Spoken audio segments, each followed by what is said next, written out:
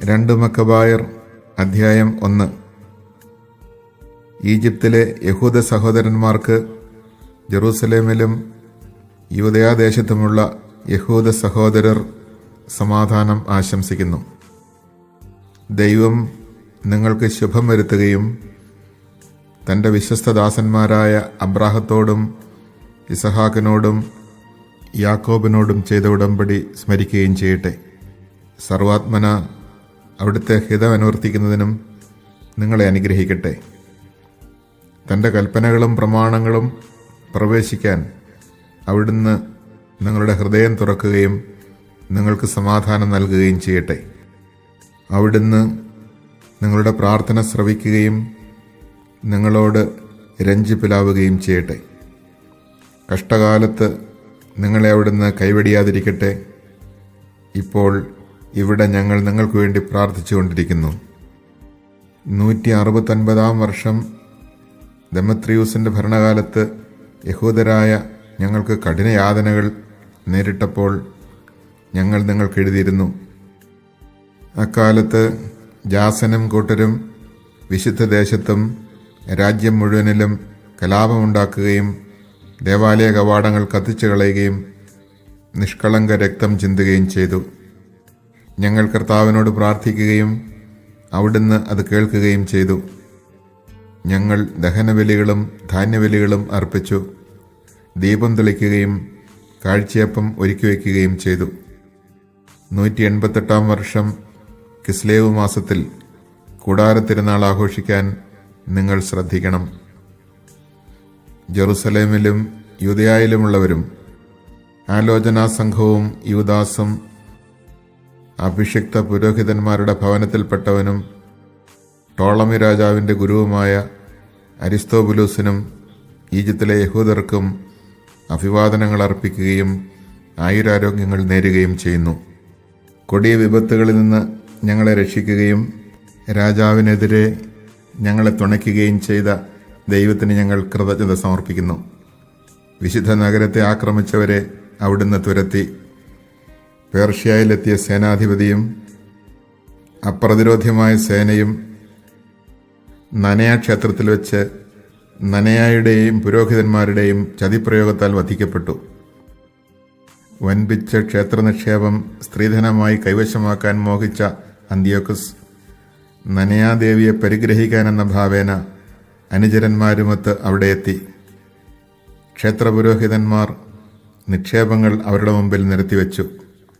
അന്ത്യോക്കസ് ഏതാനും പേരോടുകൂടെ ക്ഷേത്രവളപ്പിൽ പ്രവേശിച്ച ഉടനെ അവർ വാതിലടച്ചു. മച്ചിലെ ഒളിവാതിൽ തുറന്ന് കല്ലെറിഞ്ഞ് അവർ സേനാധിപതിയെയും അനുയായികളെയും വീഴ്ത്തി അംഗഭംഗപ്പെടുത്തുകയും തലവെട്ടി പുറത്തുള്ളവർക്ക് എറിഞ്ഞു കൊടുക്കുകയും ചെയ്തു. അധർമ്മികൾക്ക് തക്ക ശിക്ഷ നൽകിയ ദൈവം എല്ലാവിധത്തിലും വാഴ്ത്തപ്പെടട്ടെ. കിസ്ലേവ് മാസം 25 ദിവസം ഞങ്ങൾ ദേവാലയ ശുദ്ധീകരണ തിരുനാൾ ആഘോഷിക്കുന്ന വിവരം നിങ്ങളും അറിയേണ്ടതാണ്. കാരണം കൂടാരത്തിരുനാളും ദേവാലയവും ബലിപീഠവും നിർമ്മിച്ച നെഹമ്യ ബലികളർപ്പിച്ചപ്പോൾ നൽകപ്പെട്ട അഗ്നിയുടെ തിരുനാളും നിങ്ങളും ആഘോഷിക്കേണ്ടതാണല്ലോ.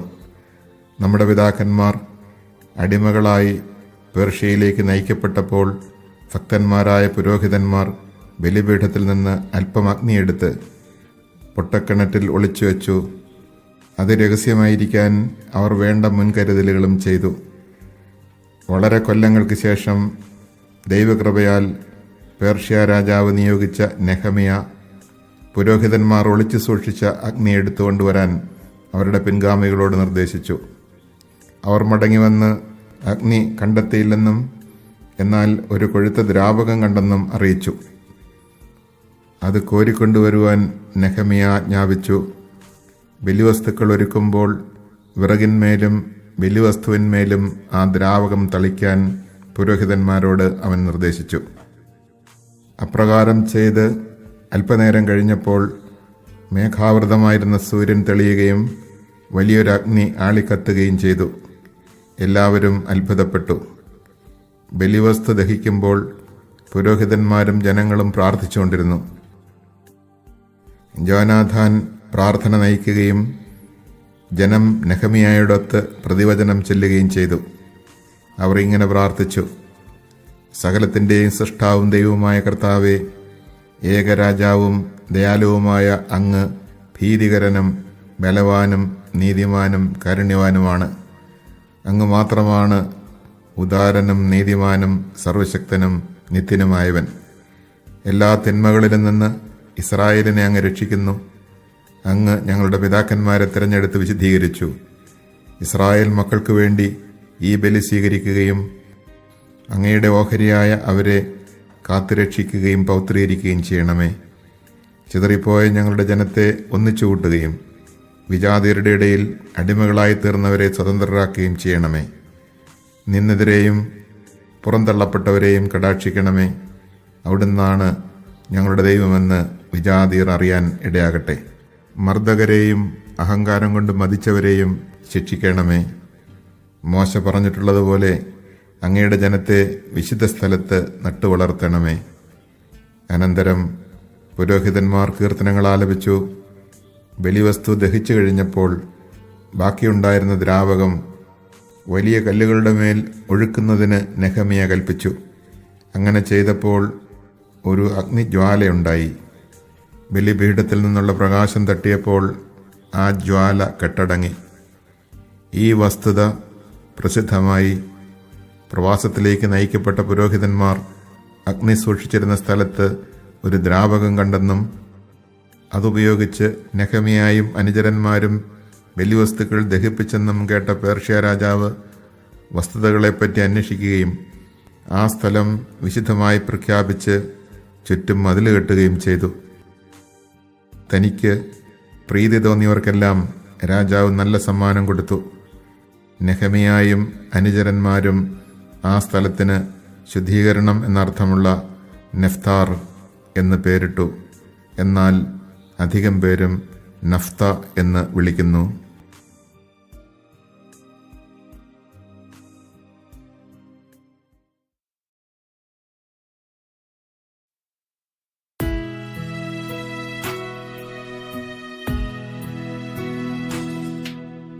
രണ്ട് മക്കബായർ അധ്യായം 2. മുൻപ് പറഞ്ഞതുപോലെ നാട് കടത്തപ്പെട്ടവരോട് ജെറമ്യാ പ്രവാചകൻ അല്പം അഗ്നിയെടുത്ത് സൂക്ഷിക്കാൻ ആജ്ഞാപിച്ചു. നിയമം നൽകിയതിനു ശേഷം അവരോട് കർത്താവിൻ്റെ കൽപ്പന വിസ്മരിക്കരുതെന്നും സ്വർണം കൊണ്ടും വെള്ളി കൊണ്ടുമുള്ള വിഗ്രഹങ്ങളും അവയുടെ അലങ്കാരങ്ങളും കണ്ട് വഴിതെറ്റിപ്പോകരുതെന്നും അവരുടെ ഹൃദയത്തിൽ നിന്ന് നിയമം വെടിയരുതെന്നും അവൻ ഉപദേശിച്ചു. ഇതെല്ലാം രേഖകളിൽ കാണുന്നുണ്ട്. രേഖയിൽ ഇങ്ങനെയും കാണുന്നു: ദൈവത്തിൻ്റെ അരുളപ്പാടനുസരിച്ച് കൂടാരവും പേടകവും തൻ്റെ പിന്നാലെ കൊണ്ടുവരാൻ പ്രവാചകൻ കൽപ്പിച്ചു. ദൈവം നൽകുന്ന അവകാശഭൂമി കാണാൻ മോശ കയറിയ മലയിലേക്ക് അവൻ പോയി. അവിടെ ജെറമ്യാ ഒരു ഗുഹ കണ്ടു. കൂടാരവും പേടകവും ധൂപപീഠവും അതിൽ വെച്ച് പ്രവേശനദ്വാരം അടച്ചു ഭദ്രമാക്കി. അനുയായികളിൽ ചിലർ അങ്ങോട്ടുള്ള വഴി അടയാളപ്പെടുത്താൻ മുതിർന്നെങ്കിലും വഴി കണ്ടുപിടിക്കാൻ കഴിഞ്ഞില്ല. ജെറമ്യാ ഇതറിഞ്ഞ് ശകാരിച്ചുകൊണ്ട് പറഞ്ഞു: ദൈവം തൻ്റെ ജനത്തെ വീണ്ടും ഒരുമിച്ച് കൂട്ടുകയും അവരോട് കരുണ കാണിക്കുകയും ചെയ്യുന്നതുവരെ ഈ സ്ഥലം അജ്ഞാതമായിരിക്കും. അന്ന് കർത്താവ് ഇത് വെളിപ്പെടുത്തും. മോശയുടെ കാര്യത്തിലും സ്ഥലത്തെ പൗത്രീകരിക്കണമെന്ന് പ്രാർത്ഥിച്ച് സോളമൻ്റെ കാര്യത്തിലും സംഭവിച്ചതുപോലെ കർത്താവിൻ്റെ മഹത്വവും മേഘവും അന്നും പ്രത്യക്ഷപ്പെടും. ജ്ഞാനിയായ സോളമൻ ദേവാലയ പൂർത്തീകരണത്തിൻ്റെയും പ്രതിഷ്ഠയുടെയും ബലിയർപ്പിച്ചു എന്ന് വ്യക്തമാണ്. മോശ കർത്താവിനോട് പ്രാർത്ഥിച്ചപ്പോൾ ആകാശത്ത് നിന്ന് അഗ്നി ഇറങ്ങി ബലിവസ്തുക്കൾ ദഹിപ്പിച്ചതുപോലെ സോളമൻ പ്രാർത്ഥിച്ചപ്പോഴും സംഭവിച്ചു. പാപപരിഹാര ബലിയായി അർപ്പിക്കപ്പെട്ടവ ഭക്ഷിക്കാൻ പാടില്ലാത്തതിനാലാണ് അവ ദഹിപ്പിക്കപ്പെട്ടത് എന്ന് മോശ പറഞ്ഞു. സോളമൻ 8 ദിവസം ഇതുപോലെ തിരുനാൾ ആഘോഷിച്ചു. ഇക്കാര്യങ്ങൾ രേഖകളിലും നെഹെമ്യായുടെ സ്മരണകളിലും എഴുതപ്പെട്ടിട്ടുണ്ട്.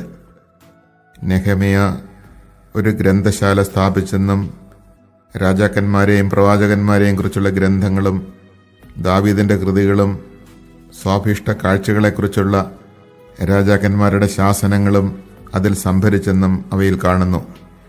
കൂടാതെ യുദ്ധത്തിൽ ഞങ്ങൾക്ക് നഷ്ടപ്പെട്ടു പോയ ഗ്രന്ഥങ്ങളും യൂദാസ് സംഭരിച്ചു. അവ ഞങ്ങളുടെ കൈവശമുണ്ട്. നിങ്ങൾക്ക് ആവശ്യമുണ്ടെങ്കിൽ ആളയക്കുക, കൊടുത്തുവിടാം. ഞങ്ങൾ ശുദ്ധീകരണ തിരുനാൾ ആഘോഷിക്കാൻ തുടങ്ങുകയാണ് എന്നറിയിക്കാനാണ് നിങ്ങൾക്ക് ഈ കത്തെഴുതുന്നത്. നിങ്ങളും ഈ തിരുനാൾ ആചരിക്കുമല്ലോ. നിയമം വഴി വാഗ്ദാനം ചെയ്തിരുന്നതുപോലെ ദൈവം തൻ്റെ ജനത്തെ രക്ഷിക്കുകയും അവർക്ക് അവകാശം തിരികെ കൊടുക്കുകയും രാജത്വവും പൗരോഹിത്യവും വിശുദ്ധീകരണവും പുനഃസ്ഥാപിക്കുകയും ചെയ്തു. ദൈവം നമ്മുടെ മേൽ താമസിയാതെ കരുണ കാണിക്കുമെന്നും ഭൂമിയുടെ എല്ലാ ഭാഗങ്ങളിൽ നിന്ന് നമ്മെ തൻ്റെ വിശുദ്ധ സ്ഥലത്ത് ഒരുമിച്ച് കൂട്ടുമെന്നും ഞങ്ങൾക്ക് പ്രത്യാശയുണ്ട്. കാരണം അവിടുന്ന് നമ്മെ വലിയ അനർത്ഥങ്ങളിൽ നിന്ന് രക്ഷിക്കുകയും തൻ്റെ സ്ഥലം ശുദ്ധീകരിക്കുകയും ചെയ്തു. യൂദാസ് മക്കബേയൂസിൻ്റെയും സഹോദരന്മാരുടെയും ചെയ്തികൾ, ദേവാലയ ശുദ്ധീകരണം, ബലിപീഠ പ്രതിഷ്ഠ, അന്ത്യോക്കസ് എപ്പിഫാനസിനും പുത്രൻ യൂപ്പാത്തോറിനും എതിരെ നടന്ന യുദ്ധങ്ങൾ, യഹൂദ വിശ്വാസത്തെ സംരക്ഷിക്കുവാൻ തീഷ്ണതയോടെ പ്രവർത്തിച്ചവർക്ക് സ്വർഗത്തിൽ നിന്ന് ലഭിച്ച ദർശനം, സംഖ്യയിൽ ചെറുതെങ്കിലും കർത്താവ് ദയാവായ്പോടെ തങ്ങളിൽ പ്രസാദിച്ചതിനാൽ അവർ നാട് മുഴുവൻ പിടിച്ചടക്കിയത്, ആ കിരാതവർഗങ്ങളെ അനുധാവനം ചെയ്തത്, ലോകപ്രസിദ്ധിയാർജിച്ച ദേവാലയം വീണ്ടെടുക്കുകയും നഗരത്തെ സ്വതന്ത്രമാക്കുകയും അസാധുവാക്കാനിരുന്ന നിയമങ്ങൾ പുനഃസ്ഥാപിക്കുകയും ചെയ്തത്, ഇവയുടെ വിവരണം കിരേനക്കാരൻ ജാസൻ 5 വാല്യങ്ങളായി തയ്യാറാക്കിയിട്ടുണ്ട്. അത് ഒരു പുസ്തകത്തിൽ സംക്ഷേപിക്കാൻ ഞങ്ങൾ ശ്രമിക്കാം. ഇതിലുള്ള സംഖ്യകളുടെ പെരുപ്പവും ചരിത്ര വൃത്താന്തങ്ങൾ അറിയാൻ ആഗ്രഹിക്കുന്നവർക്ക് വസ്തുതകളുടെ ബാഹുല്യം മൂലം ഉളവാകുന്ന പ്രയാസവും ഞങ്ങൾ കണക്കിലെടുക്കുന്നുണ്ട്. വായിക്കാൻ ആഗ്രഹിക്കുന്നവർക്ക് ആസ്വാദ്യവും മനഃപ്പാഠമാക്കാൻ ഇച്ഛിക്കുന്നവർക്ക് സുഖകരവും എല്ലാ വായനക്കാർക്കും ഉപകാരപ്രദവുമാക്കുകയാണ് ഞങ്ങളുടെ ലക്ഷ്യം. മറ്റുള്ളവരെ സംതൃപ്തരാക്കാൻ തക്കവിധം വിരുന്നൊരുക്കുക എളുപ്പമല്ലാത്തതുപോലെ ഗ്രന്ഥ സംക്ഷേപണം ഏറ്റെടുത്തിരിക്കുന്ന ഞങ്ങൾക്ക് അത് സുസാധ്യമല്ല. വിയർപ്പൊഴുക്കലും ഉറക്കമിളപ്പും അത് ആവശ്യപ്പെടുന്നു. എങ്കിലും ഏറെ പേരെ സംതൃപ്തരാക്കാൻ വേണ്ടി ക്ലേശകരമായ ഈ ജോലി ഞങ്ങൾ സന്തോഷത്തോടെ നിർവഹിക്കുന്നു. വസ്തുതകൾ സംക്ഷേപിച്ച് രൂപരേഖ തയ്യാറാക്കുന്നതിലാണ് ഞങ്ങൾ ശ്രദ്ധിച്ചിട്ടുള്ളത്. സൂക്ഷ്മമായ വിശദാംശങ്ങൾ മൂലഗ്രന്ഥകാരന് ഞങ്ങൾ വിട്ടിരിക്കുന്നു. പുതിയ വീട് പണിയുന്ന ശില്പി കെട്ടിടത്തിൻ്റെ എല്ലാ വിശദാംശങ്ങളിലും ശ്രദ്ധിക്കണം. എന്നാൽ ചിത്രമെഴുത്തും അലങ്കാരപ്പണിയും ചെയ്യുന്നയാൾ അതിൻ്റെ മോടി മാത്രം ശ്രദ്ധിച്ചാൽ മതി. എൻ്റെ അഭിപ്രായത്തിൽ ഞങ്ങളുടെ കാര്യവും ഇതുപോലെയാണ്. വിഷയം എല്ലാ വശത്തു നിന്ന് പരിശോധിച്ചറിയുകയും വിശദാംശങ്ങൾ സൂക്ഷ്മമായി ക്രോഡീകരിക്കുകയുമാണ് മൂലചരിത്രകാരൻ്റെ ധർമ്മം. വിവരണം പുനരാഖ്യാനം ചെയ്യുന്നവന് ആവിഷ്കരണത്തിൻ്റെ സംക്ഷിപ്തതയിൽ ശ്രദ്ധിച്ച് സമ്പൂർണ്ണ വർണ്ണന ഉപേക്ഷിക്കാൻ അവകാശമുണ്ട്. ഈ അടിസ്ഥാനത്തിൽ ഇനി ഏറെയൊന്നും പറയാതെ നമ്മുടെ പ്രതിപാദനം ആരംഭിക്കാം. ചരിത്രം തന്നെ വെട്ടിച്ചുരുക്കുമ്പോൾ മുഖവുര ദീർഘിപ്പിക്കുന്നത് ഉചിതമല്ലല്ലോ.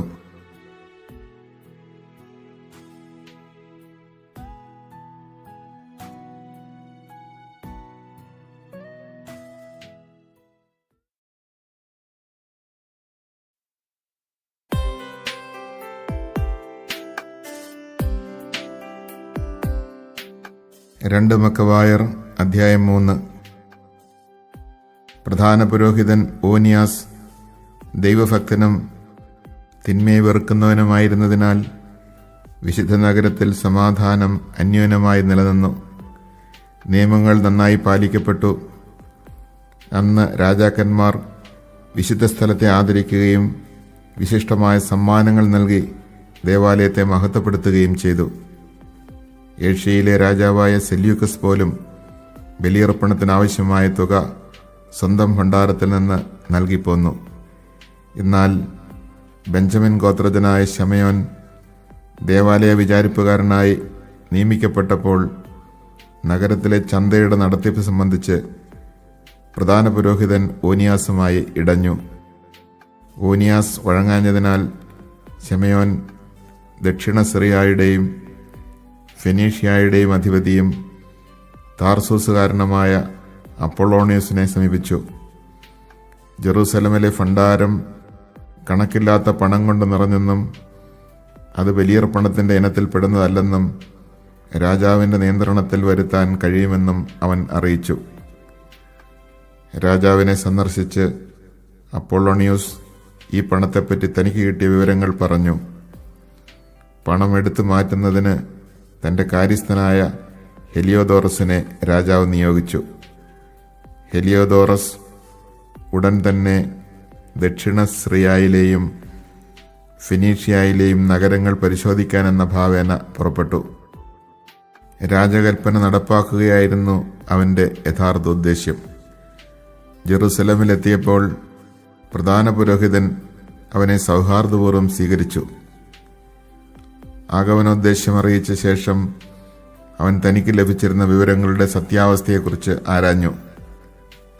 വിധവകളുടെയും അനാഥരുടെയും നിക്ഷേപങ്ങളും തോബിയാസിന്റെ പുത്രനും ഉന്നതസ്ഥാനീയനുമായ ഹിർക്കാനൂസിന്റെ നിക്ഷേപവും ചേർന്ന് മൊത്തം 400 താലന്ത് വെള്ളിയും 200 താലന്ത് സ്വർണവുമുണ്ടെന്ന് പ്രധാന പുരോഹിതൻ വിശദീകരിച്ചു. ദുഷ്ടനായ ശമയോൻ വസ്തുതകൾ അങ്ങേയറ്റം തെറ്റിദ്ധരിപ്പിച്ചിരുന്നു. ലോകം മുഴുവൻ ആദരിക്കുന്ന ആ ദേവാലയത്തിൻ്റെ പവിത്രതയിലും അഭംഗരതയിലും ആ സ്ഥലത്തിൻ്റെ പരിശുദ്ധിയിലും വിശ്വാസം അർപ്പിച്ചിരിക്കുന്ന ജനത്തോട് തെറ്റ് ചെയ്യുക അസാധ്യമാണെന്നും അവൻ പറഞ്ഞു. എന്നാൽ രാജകൽപ്പനയുള്ളതിനാൽ പണമെല്ലാം രാജഭണ്ഡാരത്തിലേക്ക് കണ്ടുകെട്ടേണ്ടതാണെന്ന് ഹെലിയോദോറസ് പറഞ്ഞു. അനന്തരം അവൻ ഒരു ദിവസം നിശ്ചയിച്ച് നിക്ഷേപ പരിശോധനയുടെ മേൽനോട്ടം വഹിക്കാൻ അകത്ത് പ്രവേശിച്ചു. നഗരം ദുഃഖത്തിലാണ്ടു. പുരോഹിതന്മാർ ഔദ്യോഗിക വസ്ത്രങ്ങൾ അണിഞ്ഞ് ബലിപീഠത്തിനു മുമ്പിൽ സാഷ്ടാംഗം വീണ് നിക്ഷേപത്തെക്കുറിച്ച് നിയമം നൽകിയ ദൈവത്തോട് അവ നിക്ഷേപകർക്കായി കാത്തുസൂക്ഷിക്കണമെന്ന് പ്രാർത്ഥിച്ചു. പ്രധാന പുരോഹിതന്റെ അപ്പോഴത്തെ നില ഹൃദയഭേദകമായിരുന്നു. അവന്റെ മുഖഭാവവും വൈവർണ്യവും ഹൃദയവ്യഥയെ വ്യക്തമാക്കി. അവന്റെ ഹൃദയവേദന കാണുന്നവർക്ക് വ്യക്തമാകത്തക്ക വിധം അവനെ ഭയവും വിറയലും ബാധിച്ചു. വിശുദ്ധ മന്ദിരം അവഹേളിക്കപ്പെടാൻ പോകുന്നു എന്നറിഞ്ഞ് ജനം തങ്ങളുടെ വീട് വിട്ടിറങ്ങി കൂട്ടമായി പ്രാർത്ഥനയ്ക്ക് വന്നു. സ്ത്രീകൾ ചാക്കുടുത്ത തെരുവീഥികളിൽ തടിച്ചുകൂടി. വീട്ടിനുള്ളിൽ ഒതുങ്ങിക്കഴിഞ്ഞിരുന്ന കന്യകമാരിൽ ചിലർ മതിലിലേക്കും ചിലർ കവാടങ്ങളിലേക്കും ഓടി. മറ്റു ചിലർ ജാലകങ്ങളിലൂടെ പുറത്തേക്ക് നോക്കി. എല്ലാവരും സ്വർഗത്തിലേക്ക് കരങ്ങളുയർത്തി പ്രാർത്ഥിച്ചു. ജനം ഒരുമിച്ച് സാഷ്ടാംഗം വീണുകിടക്കുന്നതും ഉത്കണ്ഠയാർന്ന മഹാപുരോഹിതൻ കഠിന വേദന അനുഭവിക്കുന്നതും അതിദയനീയമായ കാഴ്ചയായിരുന്നു. വിശ്വസിച്ചേൽപ്പിച്ച നിക്ഷേപങ്ങൾ ഉടമസ്ഥർക്ക് വേണ്ടി കാത്തു സൂക്ഷിക്കണമേ എന്ന് അവർ സർവശക്തനായ കർത്താവിനോട് വിളിച്ചപേക്ഷിക്കുമ്പോൾ ഹെലിയോദോറസ് ലക്ഷ്യത്തിലേക്ക് നീങ്ങിക്കൊണ്ടിരുന്നു. അവൻ അംഗരക്ഷകരോടൊത്ത് ഭണ്ഡാരത്തെ സമീപിച്ചപ്പോൾ സകല ശക്തികളുടെയും സമ്രാട്ടും പരമാധികാരിയുമായവൻ അതിമഹത്തായ ശക്തി പ്രകടിപ്പിച്ചു. ഹെലിയോദോറസിനെ അനുഗമിക്കാൻ ധൈര്യം കാണിച്ചവർ ദൈവത്തിൻ്റെ ശക്തി ദർശിച്ച് സ്തബ്ധരും ഭയചകിതരുമായി. പ്രൗഢമായ കോപ്പുകൾ അണിഞ്ഞ ഒരു കുതിര ഭയാനകമായ മുഖഭാവമുള്ള ഒരുവനെ വഹിച്ചുകൊണ്ട് അവരുടെ മുൻപിൽ പ്രത്യക്ഷപ്പെട്ടു. അത് ഹെലിയോദോറസിന്റെ നേരെ കോപാവേശത്തോടെ പാഞ്ഞു ചെന്നു. മുൻകാലുകൾ കൊണ്ട് അവനെ തൊഴിച്ചു. കുതിരപ്പുറത്തിരുന്നവൻ സ്വർണം കൊണ്ടുള്ള പടച്ചട്ടയും ആയുധങ്ങളും ധരിച്ചിരിക്കുന്നതായി കാണപ്പെട്ടു. അസാമാന്യമായ കരുത്തുള്ള അതീവ സുന്ദരന്മാരായ 2 യുവാക്കൾ മനോഹര വസ്ത്രങ്ങൾ അണിഞ്ഞ് ഹെലിയോദോറസിന്റെ ഇരുവശങ്ങളിൽ നിന്ന് അവനെ നിരന്തരമായി പ്രഹരിക്കുന്നതായും കാണപ്പെട്ടു. അവൻ പെട്ടെന്ന് നിലംപതിച്ചു. അന്ധകാരം അവനെ മൂടി. അനുയായികൾ വന്ന് അവനെ എടുത്ത് മഞ്ചത്തിൽ കിടത്തി. അവർ അവനെ പുറത്തേക്ക് കൊണ്ടുപോയി വലിയ അകമ്പടിയോടും അംഗരക്ഷകരോടും കൂടെ മേൽപ്പറഞ്ഞ ഭണ്ഡാരത്തിൽ പ്രവേശിച്ച ഇവൻ അപ്പോൾ തന്നെ തികച്ചും നിസ്സഹായനായി തീർന്നു. അവർ ദൈവത്തിൻ്റെ പരമമായ ശക്തി ദർശിച്ചു. ദൈവത്തിൻ്റെ കരമേറ്റ് സംസാരശക്തി നഷ്ടപ്പെട്ട് അത് വീണ്ടുകിട്ടുമെന്ന് പ്രതീക്ഷയറ്റ് ഹെലിയോദോറസ് നിലത്ത് വീണ് കിടക്കുമ്പോൾ സ്വന്തം ആലയം രക്ഷിക്കാൻ അത്ഭുതകരമായി പ്രവർത്തിച്ച കർത്താവിനെ യഹൂദജനം വാഴ്ത്തി. അല്പസമയം മുൻപ് വരെ പരിഭ്രമവും അസ്വസ്ഥതയും മുറ്റുനിന്ന ദേവാലയത്തിൽ സർവശക്തനായ കർത്താവ് പ്രത്യക്ഷീഭവിച്ചതിനാൽ ആഹ്ലാദം അലതല്ലി. അന്ത്യശ്വാസം വലിക്കുകയായിരുന്ന ഹെലിയോദോറസിന്റെ ജീവനു വേണ്ടി അത്യുന്നതരോട് പ്രാർത്ഥിക്കാൻ അവന്റെ മിത്രങ്ങളിൽ ചിലർ ഓനിയാസിനോട് അഭ്യർത്ഥിച്ചു. യഹൂദർ ഹെലിയോദോറസിനെതിരെ ചതി പ്രയോഗിച്ചെന്ന് രാജാവ് വിചാരിച്ചേക്കുമോ എന്ന് ഭയന്ന് പ്രധാന പുരോഹിതൻ അവന്റെ സുഖപ്രാപ്തിക്കായി ബലിയർപ്പിച്ചു. പ്രധാന പുരോഹിതൻ പരിഹാര ബലിയർപ്പിക്കുമ്പോൾ അതേ യുവാക്കന്മാർ വിഭൂഷകൾ അണിഞ്ഞ് ഹെലിയോദോറസിന് വീണ്ടും പ്രത്യക്ഷപ്പെട്ടു പറഞ്ഞു, പ്രധാന പുരോഹിതനായ ഓനിയാസിനോട് നന്ദിയുള്ളവനായിരിക്കുക. അവനെ പ്രതിയാണ് കർത്താവ് നിന്റെ ജീവൻ രക്ഷിച്ചത്. ദൈവത്താൽ പ്രഹരിക്കപ്പെട്ട നീ അവിടുത്തെ മഹത്തായ ശക്തി ലോകം മുഴുവൻ അറിയിക്കുക. ഇത് പറഞ്ഞിട്ട് അവർ അപ്രത്യക്ഷരായി. ഹെലിയോദോറസ് തൻ്റെ ജീവൻ രക്ഷിച്ച കർത്താവിന് ബലിയർപ്പിക്കുകയും വലിയ നേർച്ചകൾ നേരുകയും ചെയ്തു. അവൻ ഓനിയാസിനോട് വിടവാങ്ങി രാജസന്നിധിയിലേക്ക് സൈന്യസമേതം യാത്രയായി. പരമോന്നതനായ ദൈവം പ്രവർത്തിച്ചതും സ്വനേത്രങ്ങൾ കണ്ടതുമായ കാര്യങ്ങൾക്ക് അവൻ സകല മനുഷ്യരുടെയും മുൻപാകെ സാക്ഷ്യം നൽകി. മറ്റൊരു സന്ദേശവുമായി ജെറുസലമിലേക്ക് അയക്കപ്പെടാൻ ആരാണ് യോഗ്യൻ എന്ന് രാജാവ് ചോദിച്ചപ്പോൾ അവൻ പറഞ്ഞു, അങ്ങേക്ക് ശത്രുവും അങ്ങയുടെ ഭരണത്തിനെതിരെ ഗൂഢാലോചന നടത്തുന്നവനോ ഉണ്ടെങ്കിൽ അവനെ അയക്കുക. അടിമുടി പ്രഹരമേറ്റിട്ട് രക്ഷപ്പെട്ടാൽ അങ്ങേക്ക് അവനെ തിരിച്ചു കിട്ടും. ദൈവത്തിൻ്റെ ശക്തി അവിടെ ഉണ്ടെന്ന് തീർച്ച. സ്വർഗസ്ഥനായ ദൈവമാണ് അവിടം കാക്കുന്നതും അതിന് സഹായം എത്തിക്കുന്നതും. അതിനെ ഉപദ്രവിക്കുന്നവരെ അവിടുന്ന് പ്രഹരിച്ച് നശിപ്പിക്കുന്നു. ഇതാണ് ഹെലിയോദോറസിൻ്റെയും ഭണ്ഡാരം സംരക്ഷിക്കപ്പെട്ടതിൻ്റെയും കഥ.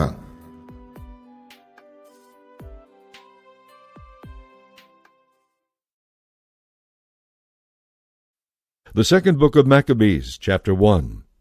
The Jews in Jerusalem and in the land of Judea send greetings to their brethren, the Jews in Egypt, and wish them true peace. May God bless you and remember his covenant with his faithful servants, Abraham, Isaac, and Jacob. May he give to all of you a heart to worship him and to do his will readily and generously. May he open your heart to his law and his commandments and grant you peace. May he hear your prayers and be reconciled to you and never forsake you in time of adversity. Even now we are praying for you here. In the reign of Demetrius, the year 169, we Jews wrote to you during the trouble and violence that overtook us in those years after Jason and his followers had revolted against the Holy Land and the kingdom, setting fire to the gatehouse and shedding innocent blood. But we prayed to the Lord, and our prayer was heard. We offered sacrifices and fine flour. We lighted the lamps and set out the loaves of bread. We are now reminding you to celebrate the Feast of Booths in the month of Chislev, dated in the year 188. The people of Jerusalem and Judea, the Senate and Judas, send greetings and good wishes to Aristobulus, counselor of King Ptolemy, and member of the family of the anointed priests, and to the Jews in Egypt. Since we have been saved by God from grave dangers, we give him great thanks for having fought on our side against the king. It was he who drove out those who fought against the holy city.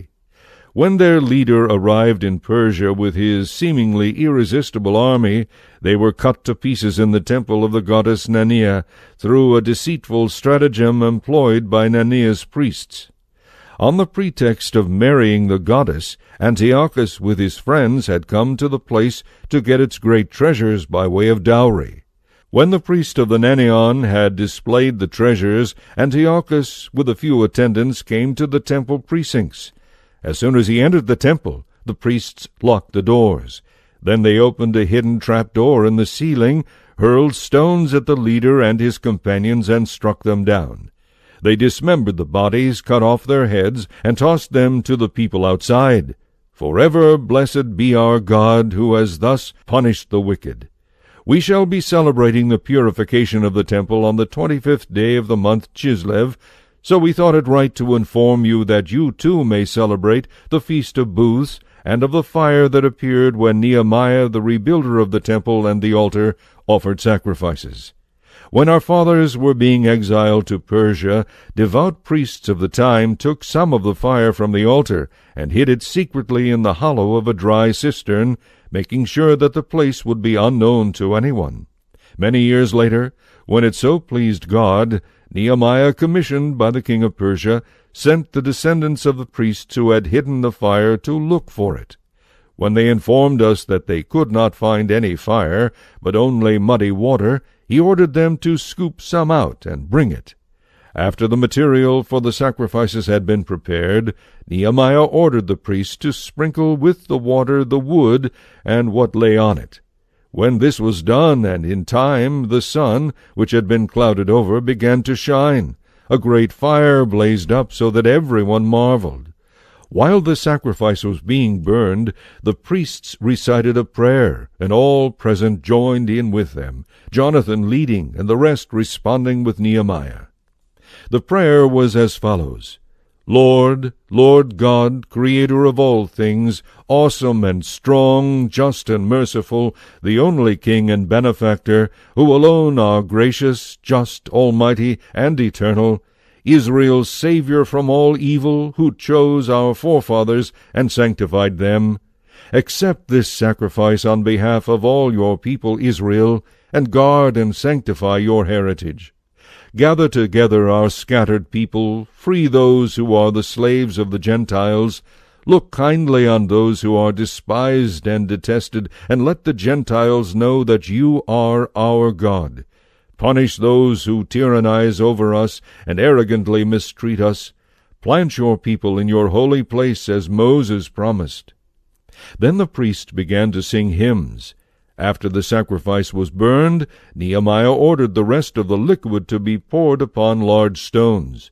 As soon as this was done, a flame blazed up, but its light was lost in the brilliance cast from a light on the altar. When the event became known, and the king of the Persians was told that, in the very place where the exiled priests had hidden the fire, a liquid was found with which Nehemiah and his people had burned the sacrifices, the king, after verifying the fact, fenced the place off and declared it sacred. To those on whom the king wished to bestow favors, he distributed the large revenues he received there. Nehemiah and his companions called the liquid Nephthar, meaning purification, but most people named it naphtha. Chapter 2. You will find in the records not only that Jeremiah the prophet ordered the deportees to take some of the aforementioned fire with them, but also that the prophet, in giving them the law, admonished them not to forget the commandments of the Lord, or be led astray in their thoughts, when seeing the gold and silver idols and their ornaments. With other similar words he urged them not to let the law depart from their hearts. The same document also tells how the prophet, following a divine revelation, ordered that the tent and the ark should accompany him, and how he went off to the mountain which Moses climbed to see God's inheritance. When Jeremiah arrived there, he found a room in a cave, in which he put the tent, the ark, and the altar of incense. Then he blocked up the entrance. Some of those who followed him came up, intending to mark the path, but they could not find it. When Jeremiah heard of this, he reproved them. The place is to remain unknown until God gathers his people together again and shows them mercy. Then the Lord will disclose these things, and the glory of the Lord will be seen in the cloud, just as it appeared in the time of Moses, and when Solomon prayed that the place might be gloriously sanctified. It is also related how Solomon in his wisdom offered a sacrifice at the dedication and the completion of the temple. Just as Moses prayed to the Lord, and fire descended from the sky and consumed the sacrifices, so Solomon also prayed, and fire came down and burned up the holocausts. Moses had said, because it had not been eaten, the sin offering was burned up. Solomon also celebrated the feast in the same way for 8 days. Besides these things, it is also told in the records and in Nehemiah's memoirs how he collected the books about the kings, the writings of the prophets and of David, and the royal letters about sacred offerings. In like manner Judas also collected for us the books that had been scattered because of the war, and we now have them in our possession. If you need them, send messengers to get them for you. As we are about to celebrate the feast of the purification of the temple, we are writing to you, requesting you also to please celebrate the feast. It is God who has saved all his people, and has restored to all of them their heritage, the kingdom, the priesthood, and the sacred rites, as he promised through the law. We trust in God that he will soon have mercy on us, and gather us together from everywhere under the heavens to his holy place. For he has rescued us from great perils, and has purified his place. This is the story of Judas Maccabeus and his brothers, of the purification of the great temple, the dedication of the altar, the campaigns against Antiochus Epiphanes and his son Eupator, and of the heavenly manifestations accorded to the heroes who fought bravely for Judaism, so that few as they were, they seized the whole land, put to flight the barbarian hordes, regained possession of the world-famous temple, liberated the city, and re-established the laws that were in danger of being abolished, while the Lord favored them with all his generous assistance.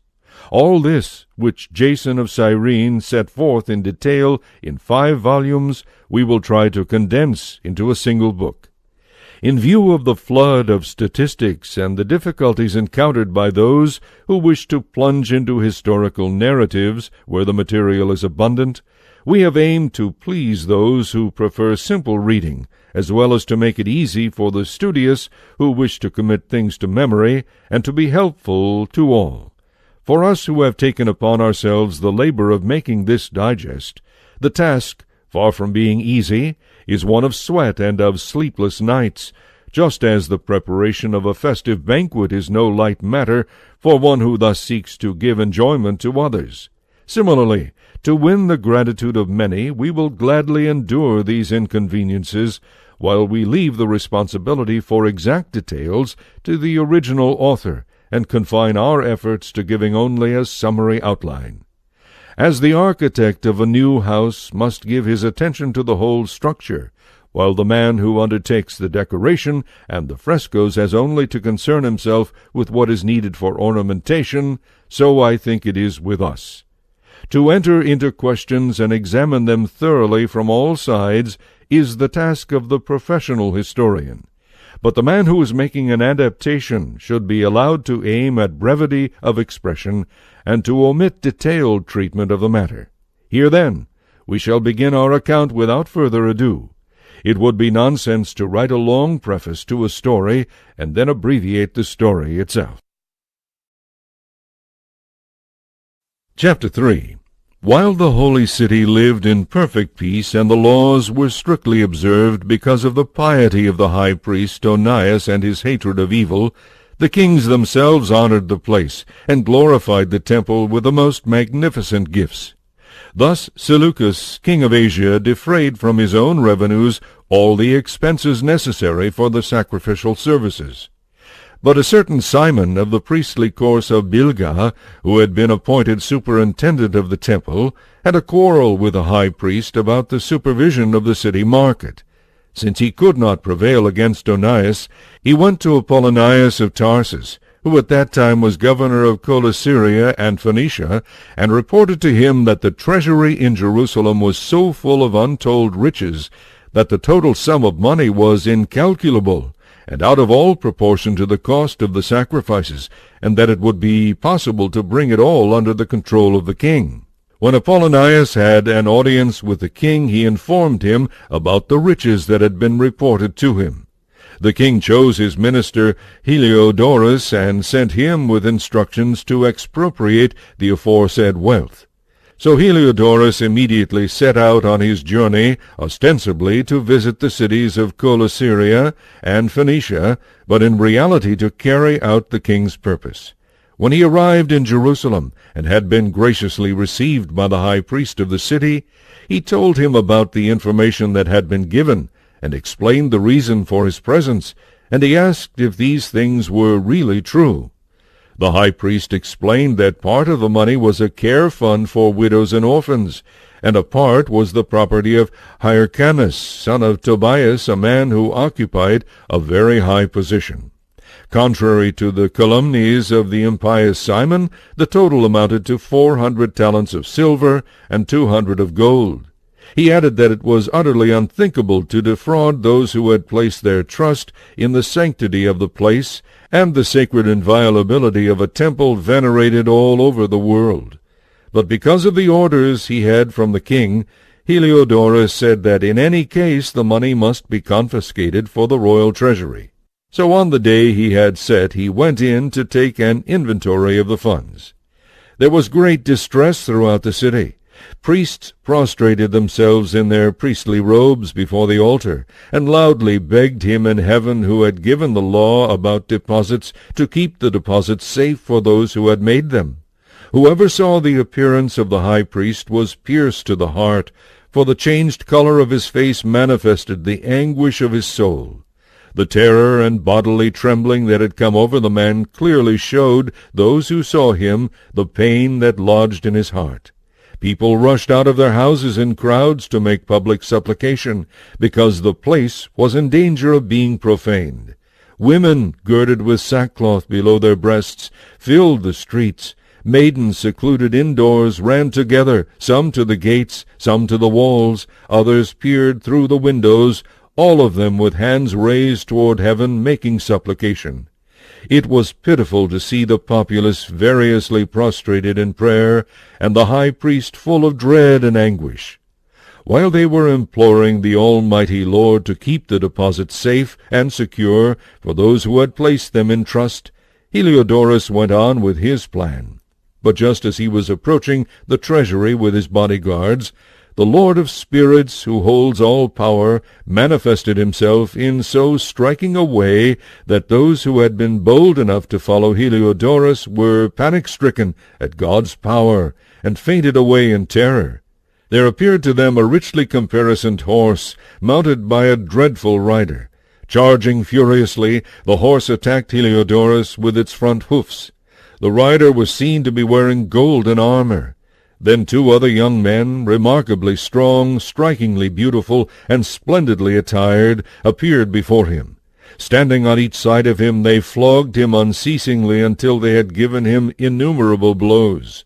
Suddenly he fell to the ground, enveloped in great darkness. Men picked him up and laid him on a stretcher. The man who a moment before had entered that treasury with a great retinue and his whole bodyguard was carried away helpless, having clearly experienced the sovereign power of God. While he lay speechless and deprived of all hope of aid, due to an act of God's power, the Jews praised the Lord who had marvelously glorified his holy place, and the temple, charged so shortly before with fear and commotion, was filled with joy and gladness, now that the Almighty Lord had manifest himself. Soon some of the companions of Heliodorus begged Onias to invoke the Most High, praying that the life of the man who was about to expire might be spared.